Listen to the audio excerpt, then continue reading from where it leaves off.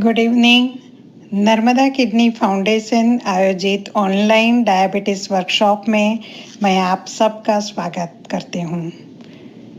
Narmada kidney foundation का मुख्य उद्देश्य है जानकारी के माध्यम से हम किडनी की बीमारी को रोकें, जिनको किडनी की बीमारी हो गई है उनको आगे क्या किया जाए वो मार्गदर्शन दें और समाज में मृत्यु के बाद जो अंगदान की जागरूकता है वो फैलाए।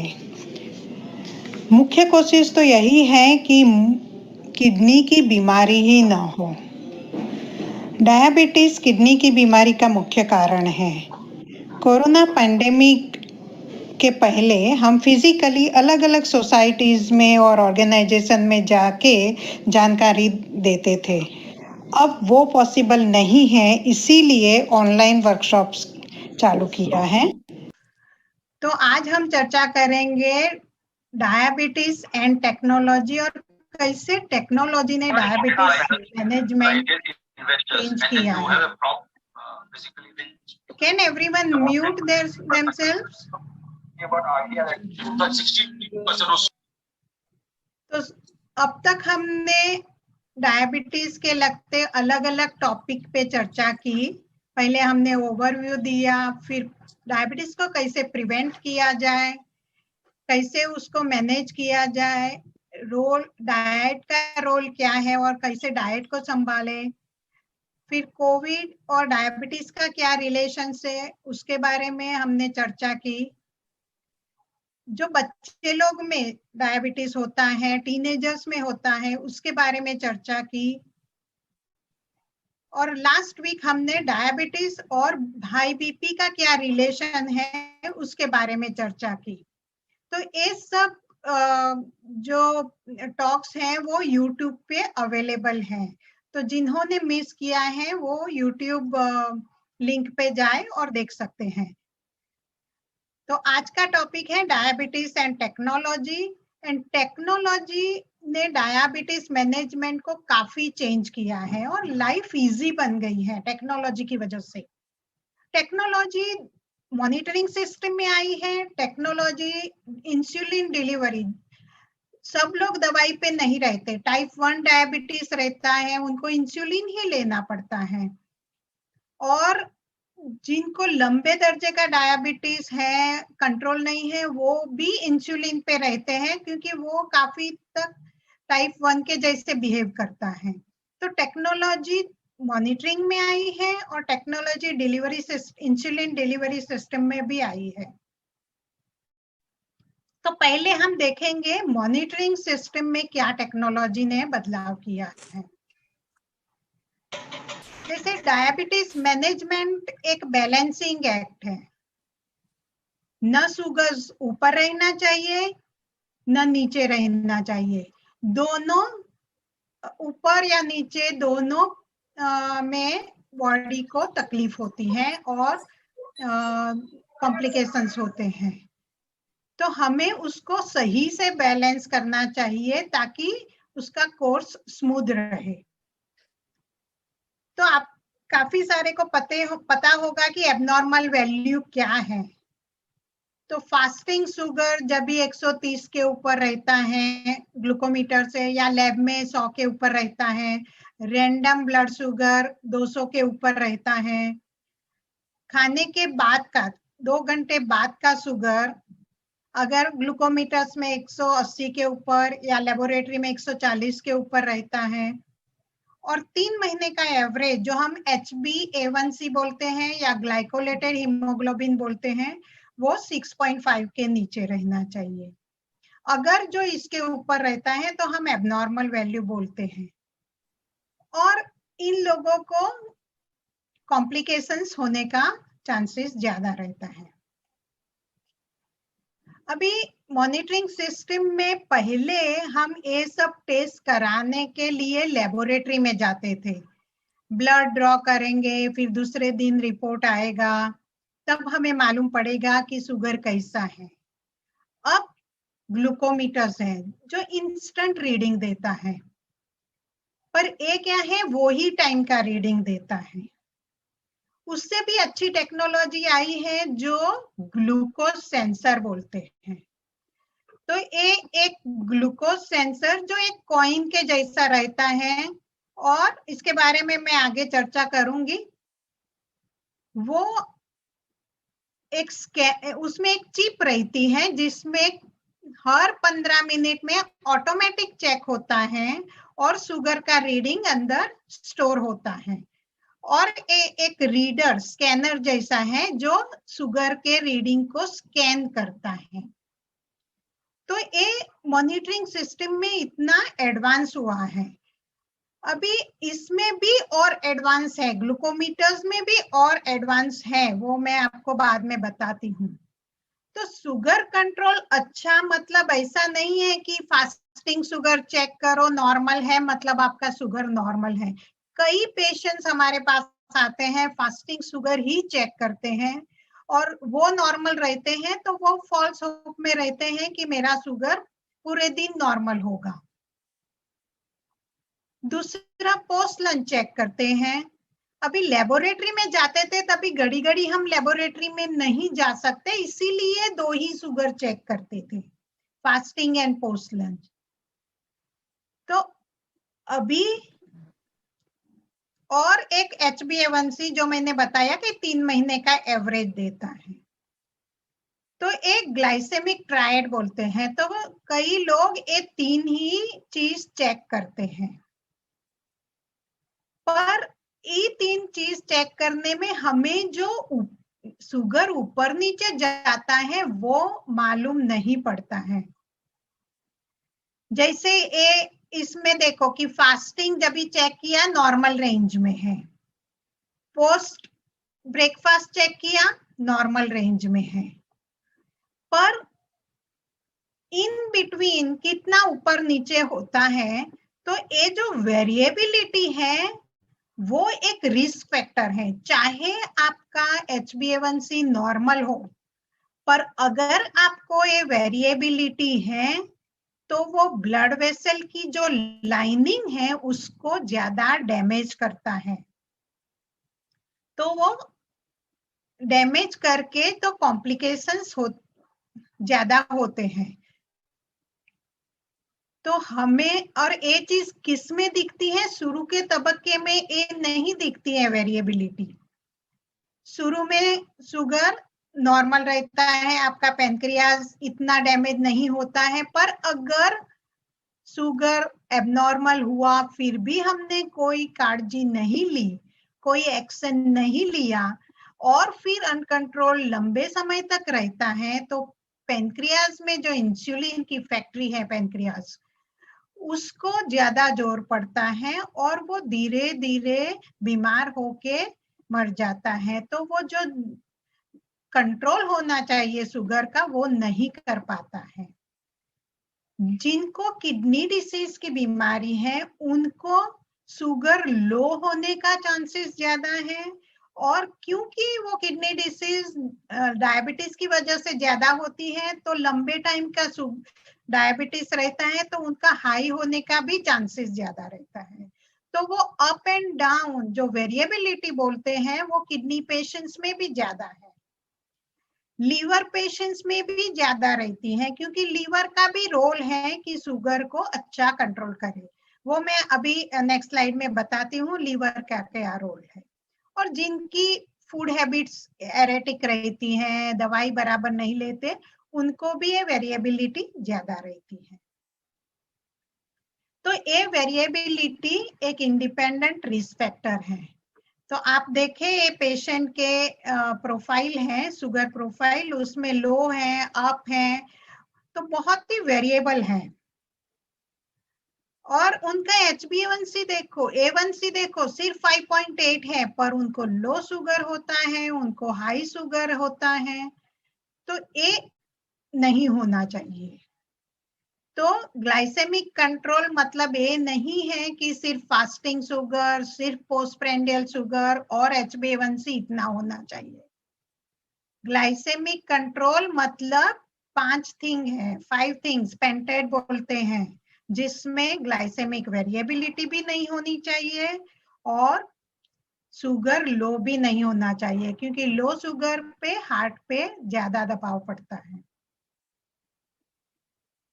तो हम ग्लूकोमीटर जिनके पास है उनका सही इस्तेमाल करो, न केवल जब हम लेबोरेटरी में जाते थे ब्लड कलेक्ट करने के लिए खाली फास्टिंग किया और पोस्ट लंच किया, वो नॉर्मल है तो आप कुछ एक्शन नहीं लेते। ए पेशेंट में आप देख सकते हैं कितना वेरिएबिलिटी है। अगर ए लेवल पे चेक किया, ए लेवल पे चेक किया, ए लेवल पे चेक किया, ठीक है, पर देखो डिनर के बाद कितना बढ़ा हुआ है। तो डिनर जो है वो ज्यादातर लोग बिजी रहते हैं तो डिनर ज्यादा खाते हैं और तभी का वो ग्लूकोमीटर से चेक नहीं करते हैं। तो नॉर्मली हमारा फास्टिंग शुगर इतना और 2 hour post meal 120 to 180 glucometer से चेक करने, तो हर एक मील के 2 घंटे के बाद करना चाहिए। तो जैसे मैंने बताया कि ये 5 थिंग होनी चाहिए तब हम बोल सकते हैं कि शुगर कंट्रोल है। तो ऐसा ग्लाइसेमिक प्रोफाइल होनी चाहिए, नहीं कि ऐसी। तो मैंने जैसे बताया कि शुगर कंट्रोल में जिनको डायबिटीज नहीं है वो चाहे कितना भी खाए एक दिन, उनका शुगर नहीं बढ़ता है क्योंकि उनका इंसुलिन अच्छा रहता है। वो ज्यादा शुगर वाला खाएंगे तो पैनक्रियास एक्टिव रहेगा, तो वो इंसुलिन प्रोड्यूस करेगा और वो इंसुलिन शुगर को ए सेल्स में अपने बॉडी के जो कोश हैं उसमें धकेलेगा और जो एक्स्ट्रा शुगर रहेगा वो लीवर में स्टोर करेगा। और जब हम फास्ट करते हैं, उपवास करते हैं, कई कई लोग 2-3 दिन और कई कई जैन लोग में 21-21 दिन उपवास होते हैं फिर भी उनका शुगर लो नहीं होता, क्योंकि जब लो शुगर रहता है, फास्टिंग स्टेट रहती है, तो अगेन पेनक्रियास एक ग्लूकागोन करके हार्मोन है उसको एक्टिव करेगा और जो लीवर में स्टोर है ग्लूकोज का उसमें से शुगर रिलीज करेगा। इसीलिए हम एक दिन ज्यादा शक्कर वाला खाते हैं तो डायबिटीज नहीं होता, वो धीरे धीरे बढ़ता है क्योंकि जब पेनक्रियास काम करना कम कर देती है, वो पेनक्रियास और लीवर और किडनी का तालमेल नहीं रहता है, तब जाके डायबिटीज होता है। तो शुरू में आप सेंसर लगाएंगे, देखेंगे कि ऐसी प्रोफाइल रहती है, आप देखेंगे वेरिएबिलिटी नहीं है, कितना स्मूथ कंट्रोल है। फिर क्या होता है, पेनक्रियास इतना काम नहीं करता तो खाने के बाद बढ़ने लगता है, फिर भी हम कंट्रोल नहीं करेंगे तो सेल्स और कमजोर हो जाएगा, फिर लो भी होगा, हाई भी होगा और बहुत ऊपर नीचे होता है। जैसे इसमें और भी है, ये देखो ये शेडिंग एरिया है, मतलब दिन में एक दिन ठीक है, एक दिन ऊपर है, एक दिन नीचे है, मतलब बहुत ही वेरिएबिलिटी है। तो अब हमारे पास अच्छी टेक्नोलॉजी है, हम एक वेरिएबिलिटी को डिटेक्ट कर सकते हैं और उसको वो हिसाब से इतनी दवाइयां निकली हैं कि शॉर्ट एक्टिंग है, लंबा टाइम तक असर करने वाली है, कितने प्रकार के इंसुलिन निकले हैं, तो हम ये वेरिएबिलिटी को जरूर से हैंडल कर सकते हैं, पर जरूरत है मॉनिटर करने की। हम अगर अच्छा मॉनिटर करेंगे तो आप डॉक्टर को बता सकते हैं कि ऐसा ऐसा है, तो डॉक्टर वो हिसाब से आपकी दवाई एडजस्ट करेंगे, इंसुलिन एडजस्ट करेंगे। तो जैसे मैंने बताया ग्लूकोमीटर में भी काफी अलग अलग टाइप के ग्लूकोमीटर्स हैं। एक ग्लूकोमीटर नॉर्मली जो बेसिक ग्लूकोमीटर रहता है वो एक रीडिंग देता है वो टाइम पे कितना है। कई कई ग्लूकोमीटर में एक पूरा बूंद लगता है ब्लड का और कई में बिल्कुल थोड़ा सा ब्लड लगता है। और इसको हम अभी देखते हैं, अभी यही हफ्ते में एक पेशेंट आया था जिनको 10 15 साल से डायबिटीज है, पर उनको ग्लूकोमीटर क्या है वो नहीं मालूम है, उनके पास ग्लूकोमीटर ही नहीं है। तो ग्लूकोमीटर हर एक डायबिटीज के मरीज के पास होना चाहिए। मैं तो बोलती हूँ जो डायबिटीज नहीं है वो भी घर में एक इन्वेस्ट करो, 1500 रुपए का मिलता है, हम काफी सारी चीज घर में रखते हैं, पर एक ग्लूकोमीटर सबके घर में होना चाहिए, तो अर्ली डिटेक्शन भी होता है। अभी वो बेसिक ग्लूकोमीटर था, इसमें क्या एडवांस निकला है? तो एडवांस ग्लूकोमीटर वो है जिसमें वो स्मार्टफोन के साथ इंटीग्रेट होता है। तो ये ब्लूटूथ की जरिए वो स्मार्टफोन के साथ तो आपको रिकॉर्ड मतलब लिखना नहीं पड़ता है कि मेरा इतना था, वो अपने फोन में ऑटोमेटिक सेव हो जाता है। कई ग्लूकोमीटर ऐसे हैं जो स्मार्टफोन में ही वो लगा दो और फिर उसमें स्ट्रिप लगा दो और वो सेव हो जाते हैं। तो आप देखते हैं एक पेशेंट ने मुझे वैसे फिर वो रीडिंग भेज देते हैं, डॉक्टर को कंसल्ट कर देते हैं, तो ऐसे भेज देते हैं कि ये डेट पे इतना था, ये डेट पे इतना था, तो उनको कुछ रिकॉर्ड मतलब लिखना नहीं पड़ता है। और वही पेशेंट का उनको कोरोना हुआ था, तो वो शुरू में कंट्रोल में था, फिर स्टेरॉइड पे बहुत हाई हो गया था और बाद में अच्छा कंट्रोल हो गया। तो ये एडवांस ग्लूकोमीटर है जिसमें ऐप रहती है। नेक्स्ट है ग्लूकोज सेंसर। तो मैंने बताया कि वो एक छोटा सा कॉइन जैसा है जिसमें हम आजू बाजू ग्लू रहता है, एक माइक्रोफाइबर रहता है, बिल्कुल पेनलेस रहता है, and most importantly water resistant रहता है। मतलब आप 15 मिनट तक स्विमिंग करो तो भी कुछ नहीं होगा। एक बेसिक ग्लूकोज सेंसर है, उसमें क्या होता है, डॉक्टर आपको एक ग्लूकोमीटर सेंसर लगाएगा जिसकी लाइफ 14 दिन रहती है, और फिर जब आप 14 दिन के बाद डॉक्टर के पास जाते हैं तभी डॉक्टर उसको स्कैन करके रिपोर्ट बनाते हैं, ऐसा रिपोर्ट बनेगा। तो ये पेशेंट था जो 7 दिन में ही आ गए थे, क्योंकि उनको 7 दिन के बाद मैंने बोला कि फिर हम दवाई में चेंज करेंगे और फिर कैसा है वो देखेंगे। तो वो 7 दिन के बाद वापस आया और दवाई की चेंज से देखो अब उनका जो हाई शुगर था वो अच्छा हो गया। सेम पेशेंट का 1 हफ्ते पहले 1 हफ्ते बाद। तो ये वेरिएबिलिटी डिटेक्ट करता है। रात को हम ज्यादा ग्लूकोमीटर से नहीं देख सकते हैं, तो रात को कैसा रहता है वो भी हमें मालूम पड़ता है ना। अभी ये ग्लूकोज सेंसर में भी एडवांसमेंट हुआ है। इसमें क्या है, एक दूसरी टाइप का ग्लूकोज सेंसर है जिसमें ए रीडर पेशेंट को मिलता है। वो पहली टाइप का था जिसमें पेशेंट को रीडर नहीं मिलता है, तो पेशेंट को जब डॉक्टर के पास जाते हैं तभी उनको ग्लूकोज प्रोफाइल मालूम पड़ती है। इसमें पेशेंट को मिलता है और इसमें एक एरो बताता है, अप जा रहा है, अभी डाउन आ रहा है, वो एरो बताता है।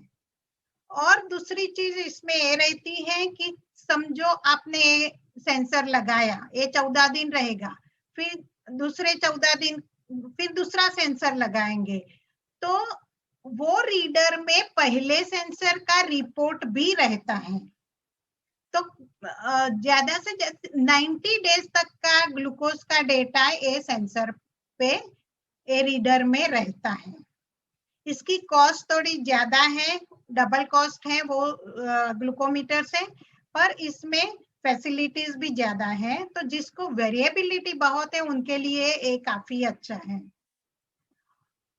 और उसके अलावा एक ग्लूकोमीटर में स्ट्रिप रहती है, मतलब ए सेंसर रीडर में ग्लूकोमीटर का भी काम करता है, उसमें स्ट्रिप रहती है, उसमें दोनों स्ट्रिप, एक ग्लूकोज कैसा है और कीटोन बॉडीज बोलते हैं, जिसका शुगर बहुत बढ़ जाता है उनको कीटोन्स बढ़ जाते हैं, तो कीटोन की स्ट्रिप भी रहती है। तो एक जो सेंसर रीडर है उसमें कभी कभी सेंसर नहीं लगाते आप, तो ग्लूकोमीटर की तरह के जैसे इस्तेमाल कर सकते हैं।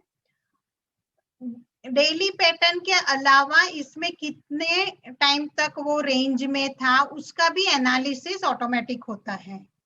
कितने टाइम तक लो शुगर, कौन से टाइम पे लो शुगर, उनका एवरेज भी इसमें मिलता है। तो ये थोड़ा एडवांस रीडर, ग्लूकोमीटर और रीडर है। और तीसरी टाइप का है वो सेंसर है, वो 7 दिन तक रहता है। उसमें क्या है कि वो वायरलेस से उसमें स्कैन रीडर की जरूरत ही नहीं पड़ती, आपके मोबाइल में ऑटोमेटिक आ जाता है ग्राफ। तो वायरलेस से स्मार्टफोन में वो आ जाता है। कई पेशेंट इंसुलिन पंप में है, टाइप 1 है, तो इंसुलिन पंप के साथ भी उसका कोऑर्डिनेशन होता है। जैसे शुगर लो हुआ तो ऑटोमेटिक इंसुलिन डिलीवरी जो पंप से होती है वो ऑफ हो जाती है। और इसमें अलार्म फीचर रहता है कि जब भी बहुत हाई हो, बहुत लो हो, तभी उसमें अलार्म बजता है। तो ये ज्यादातर कई लोग सेंसर रीडर यूज करना नहीं चाहते, कभी मीटिंग में रहते हैं, आप चेक नहीं कर सकते, आप सबको बताना नहीं चाहते कि मुझे डायबिटीज है, और मैं तो घड़ी घड़ी चेक नहीं कर सकते, आप मोबाइल में वो आता रहता है। जो टेक्नोलॉजी जैसे मैंने बताया कि मॉनिटरिंग सिस्टम में है, वैसे इंसुलिन डिलीवरी सिस्टम में भी है। तो ये एक सेंसर है जो मैंने बताया 7 दिन का है, वो इंसुलिन पंप के साथ इंटीग्रेट होता है। इधर इंसुलिन रहता है तो आपको हमेशा नीडल से पोक नहीं करना पड़ता। इंसुलिन क्या होता है, उसमें सेटिंग रहता है कि ब्रेकफास्ट के हमारा जो बेसल इंसुलिन है इतना इतना जाना चाहिए, और वो हिसाब से वो कंटिन्यूअस यहाँ एक डिलीवरी से सेट है उससे जाता है। तो हर बार प्रिक करने की जरूरत नहीं पड़ती है।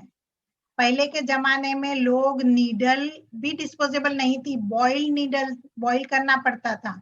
और अभी सोचो कि ये इंसुलिन पंप आ गया, ऑटोमेशन आ गया, ऑटोमेटिक मतलब अभी प्रिक भी नहीं करना पड़ता है। तो काफी चेंज है, और ये टाइप 1 डायबिटिक चिल्ड्रन के लिए बहुत अच्छा है, क्योंकि बच्चे लोग को हम घड़ी घड़ी नहीं करना उनको अच्छा नहीं लगता है।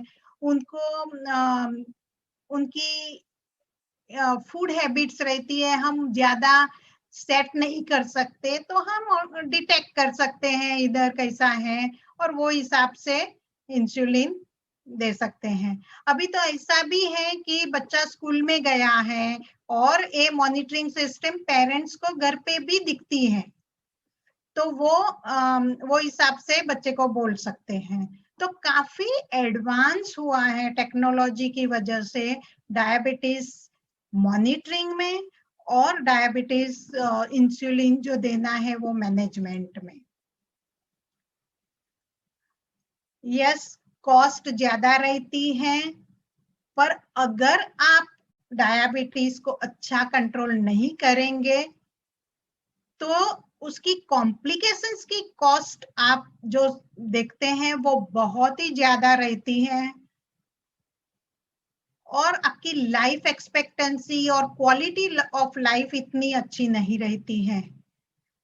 और अगर हम अच्छा कंट्रोल करेंगे, टेक्नोलॉजी का यूज करेंगे, तो शुरू में कॉस्ट ज्यादा होगी पर कॉम्प्लिकेशन रेट काफी कम है, और अपनी लाइफ एक्सपेक्टेंसी और क्वालिटी ऑफ लाइफ काफी अच्छी रहती है।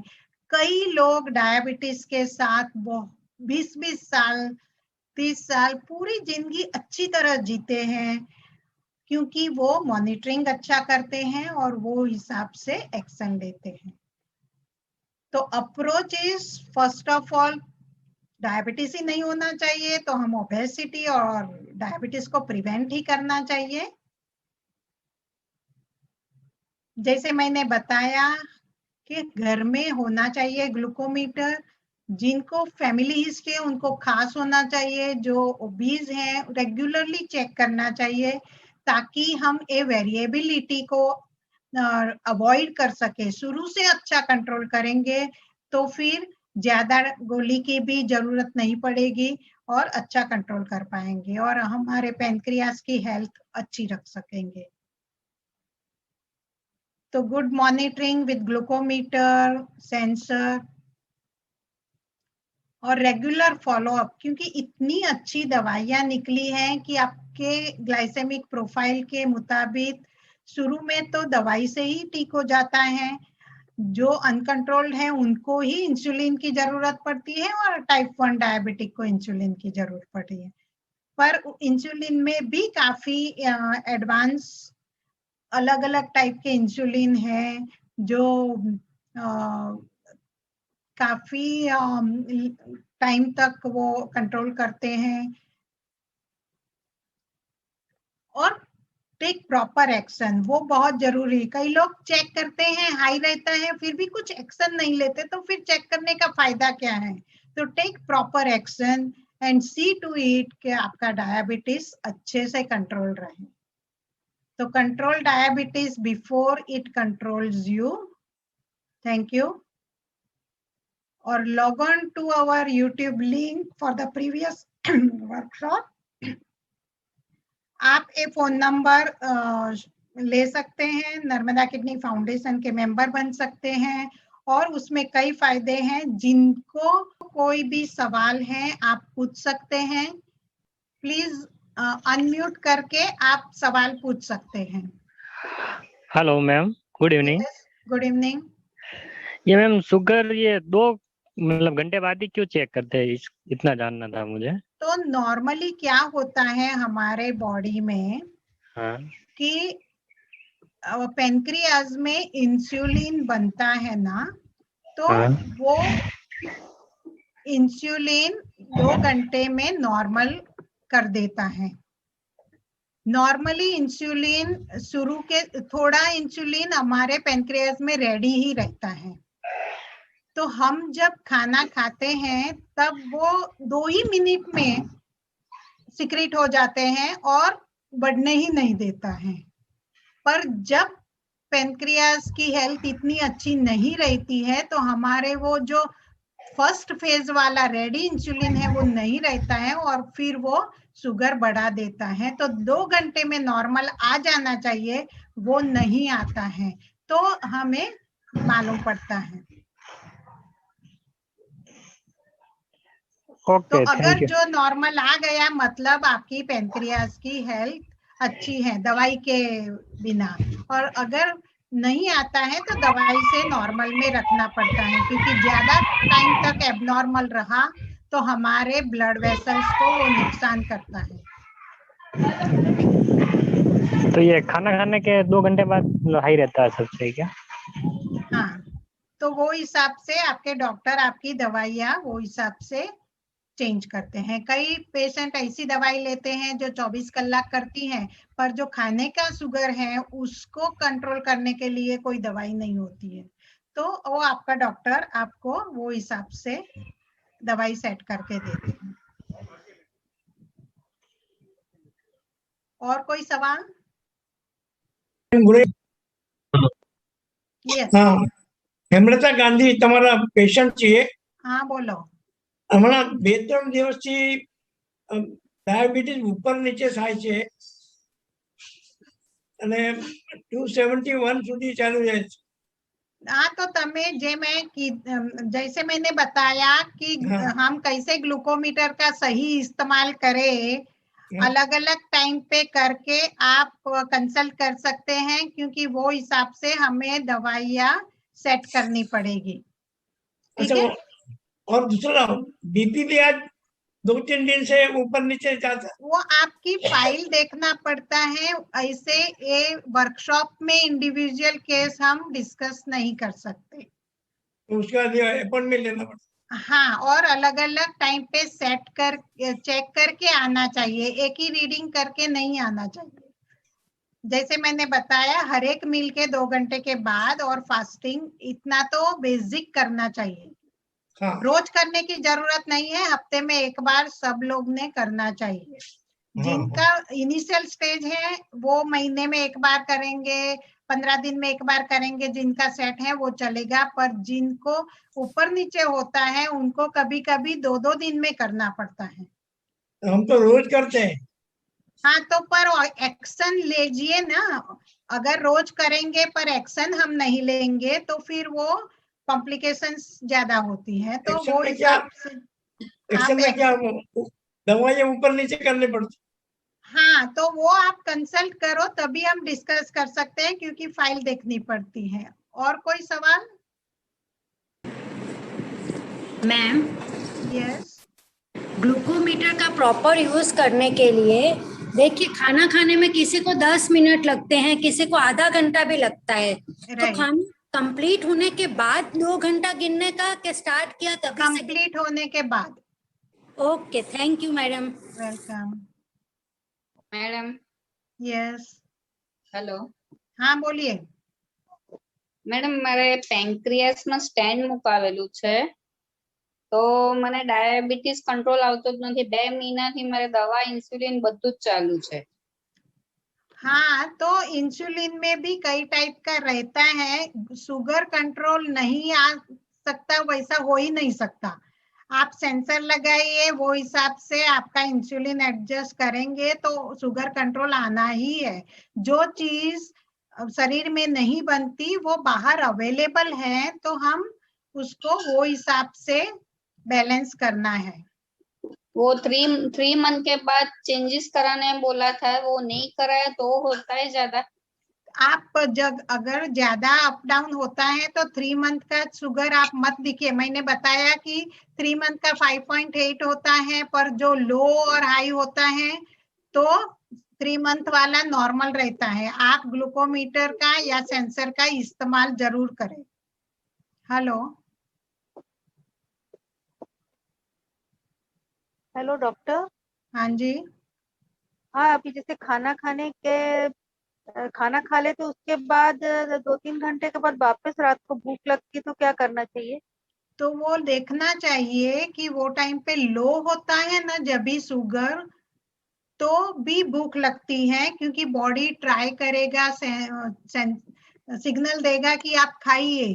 किसी को वो भी सिग्नल चला जाता है, जिसको हम बोलते हैं हाइपोग्लाइसीमिया अनअवेयरनेस। तो अगर आपको सिग्नल आता है मतलब आपका शुगर वो टाइम पे लो हो सकता है, तो वो हिसाब से दवाई एडजस्ट करनी पड़ती है। तो टेस्ट करना चाहिए, मतलब टेस्ट करना चाहिए। 2 घंटे बाद के बाद सपोज 8 बजे खाना खाए, 10 बजे 11 बजे भूख लगी तो टेस्ट करना चाहिए। हाँ, टेस्ट करना चाहिए कि लो होता है इसलिए होता है। अगर एक बार सेंसर लगाएंगे तो पूरा पता चलता है। अच्छा। ठीक है। और कोई सवाल? डॉक्टर, शाम का खाना कितना 7-7:30 बजे खाए तो अच्छा है? नहीं, देखो, मैं सब लोग को वो अच्छा है, पर सब लोग वो फॉलो नहीं कर सकते।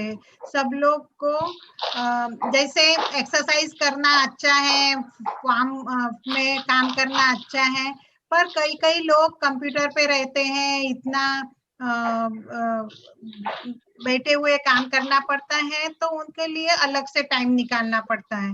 वैसे आपकी जो लाइफस्टाइल है वो हिसाब से अगर आप खा सकते हैं 7:30 बजे तो अच्छा है, क्योंकि बाद में आप थोड़ा चल सकते हैं।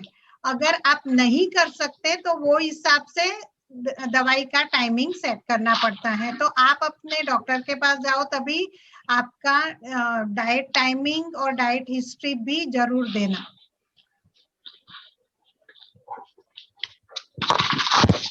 हेलो। हेलो। हाँ मैडम, मैं महेंद्र मौर्य बोल रहा हूँ।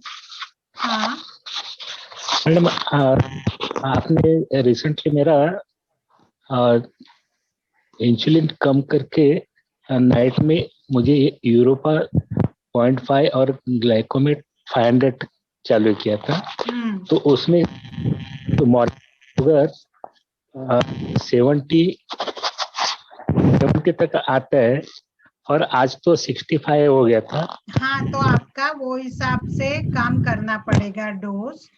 तो आप इंडिविजुअल केस हम इसमें नहीं कर सकते, पर आपको कम करने की जरूरत है या तो कुछ खाने एक्स्ट्रा खाने की जरूरत है।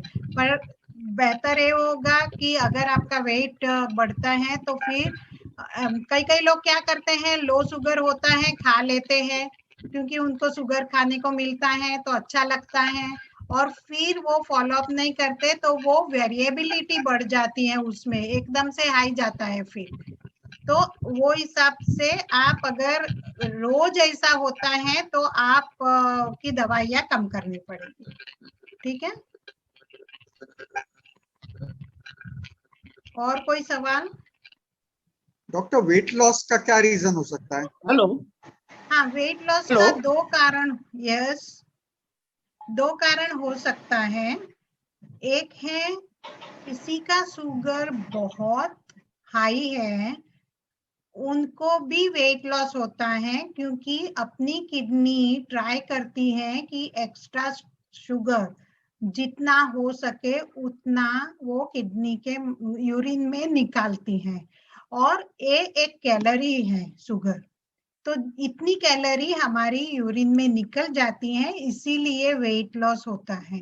तो कई लोग को हाई शुगर की वजह से वेट लॉस होता है, कई को हम दवाई ऐसी देते हैं। डायबिटीज मैनेजमेंट में अभी ऐसी अच्छी दवाइयां निकली हैं कि जो ओबीज हैं उनको हम हेल्प कर सकते हैं वेट लॉस करने में, ताकि उनको धीरे धीरे यूटर्न ले सके और दवाई का प्रमाण कम कर सके। तो अंडरवेट को वेट लॉस होता है, उसका क्या? मेरे केस में हाँ, 60 से मैं 50 को आ गया हूँ। ओके, और डायबिटीज शुगर कंट्रोल में है। हाँ, अगर आपको कुछ होता नहीं है तो ठीक है ना। अगर आपको कंटिन्यूअस वेट लॉस है तो फिर आपको संभालना चाहिए। हेलो हेलो, हाँ, कैन यू? हाँ मैम, जो आपने सेंसर के लिए बताया ना कि सेंसर 14 डेज का रीडिंग बताता है, तो वो सेंसर लगवाने के लिए फिर पेशेंट को आपके पास आने का है कि कैसे? हाँ, वो डॉक्टर के पास, जो बेसिक सेंसर है वो डॉक्टर के पास मिलता है, वो मार्केट में केमिस्ट में नहीं मिलता है। और आप ही एडवांस सेक्शन, हाँ, आप ही की ट्रीटमेंट चालू है तो कहाँ पे सेंसर लगवाने का है कि नहीं, वो आप ही बताएंगे ना कि हाँ, आपका जो अभी ट्रीटमेंट चालू है, एक बार अभी कंट्रोल में आया है, वो देख के फिर हम रेकमेंड करेंगे लगाने का कि नहीं लगाने का। Okay, thank you. Okay, hello. Yes, hello. हाँ जी, मैडम, बोलिए। मेरा एक सवाल। हेलो। हाँ, बोलिए। हाँ, मेरा एक सवाल था। जो अपन जो डायबिटीज के जो मेडिसिन लेते हैं, तो उसके साथ में कुछ लोग वो करेले का जूस, वो जामुन का पाउडर वो लेते हैं, वो सही है क्या? हाँ, कई लोग उससे, क्योंकि वो फाइबर मिलता है, वो अच्छा रहता है, तो हमने देखा है कि उससे फायदा है। जिनको सेंसर हमने लगाया है वो जो लेते हैं, क्योंकि उसमें उतनी कैलोरीज नहीं रहती है, उसमें उतना शुगर नहीं रहता है, तो उसमें फायदा होता है।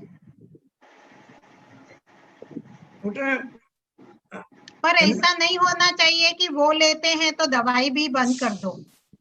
हमें बैलेंस करना है, उसका कुछ, हाँ, उसको बैलेंस करना चाहिए। हाँ, और डायबिटीज एक डायनेमिक प्रोसेस है, ऐसा नहीं है कि आज नॉर्मल है तो 3 महीने बाद नॉर्मल ही रहेगा।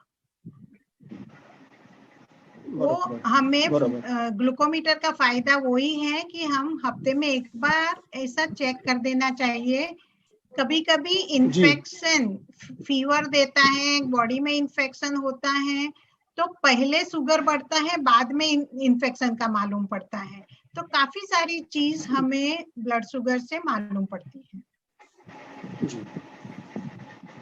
अच्छा मैडम, इसमें जिसको शुगर रहता है वो जो वैक्सीन ले सकता है क्या, जो इसका फ्लू का रहता है और बाकी दूसरा?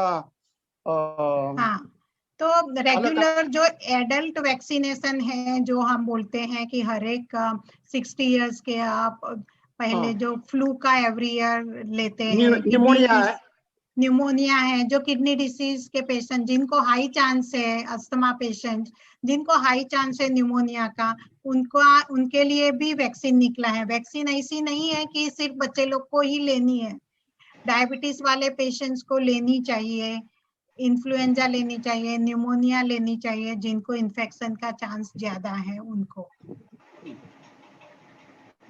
तो अगर आप शुगर अच्छा कंट्रोल करो और फिर वैक्सीन ले लो। बराबर। हेमलता गांधी, अब बीपी हो जाए तो શું કરવાનું? तो बीपी के आप डॉक्टर को दिखाते हैं ना, आप डॉक्टर भरत साहब को दिखाते? हाँ, तो उनको बताइए क्यों बढ़ता है। बीपी में भी ऐसा आता है, जैसे शुगर में कैसा आता है कि हम वैसे बीपी में भी हम रेकमेंड करते हैं कि घर पे मीटर रखो, घर पे और वो तो है। हाँ, तो अलग अलग टाइम पे चेक करो। बीपी भी डायनेमिक प्रोसेस है, अलग अलग टाइम पे चेक करेंगे, वो हिसाब से वो डायबिटीज की जो बीपी की दवाई है वो शॉर्ट थोड़े टाइम तक असर करने वाली चाहिए, लंबे टाइम तक असर करने वाली चाहिए, वो आपको बताएंगे। तो उनको अपॉइंटमेंट लेना पड़ेगा ना? ऐसा बोल नहीं सकते ना आप क्या कौन सी दवाई देते हैं? वो ऐसे हम नहीं बोल सकते कि वो अच्छी चीज भी नहीं है, कहीं बोलेंगे और आपका फाइल बाकी सब एसोसिएटेड प्रॉब्लम नहीं मालूम है, रिपोर्ट्स नहीं मालूम, आपके लिए ही नुकसान करेगा वो। डॉक्टर साहब ने हमने एक्स्ट्रा गोली लिख के दी है। हाँ, तो वो आप जब भी जाता होता है तो हम एक ले लेते हैं, वो चल सकता है क्या? हाँ, कभी कभी वैसा करना पड़ता है। हाँ, क्योंकि जब भी जाता होता है ना तो डॉक्टर बोले है कि एक गोली एक ले लो। हाँ, तो आपको जैसे बोला है वैसे आप फॉलो करो, ठीक है? Okay ma'am. ओके डॉक्टर, जो मेथी के दाने होते हैं उसमें पोटेशियम ज्यादा होता है या नहीं? हाँ, तो उसमें कई टॉक्सिन्स रहते हैं मेथी के दाने को, पर वो डाइट का सेशन होगा तभी ये सवाल आप पूछ सकते हैं। तो हम इतना तो मेथी के दाने नहीं लेंगे कि पोटेशियम बढ़ जाएगा, ज्यादा तो नहीं लेते हैं। पर पानी, जो किडनी पेशेंट को ज्यादा जूस और पानी से उनको ये संभालना है कि ज्यादा फ्लूइड इनटेक ना बढ़ जाए। तो थोड़ा मेथी का दाना खाएगा तो अच्छा है। हाँ, वो आप पोटेशियम रेगुलरली चेक कराते होंगे, वो करवा दो। ठीक है, ओके, थैंक यू।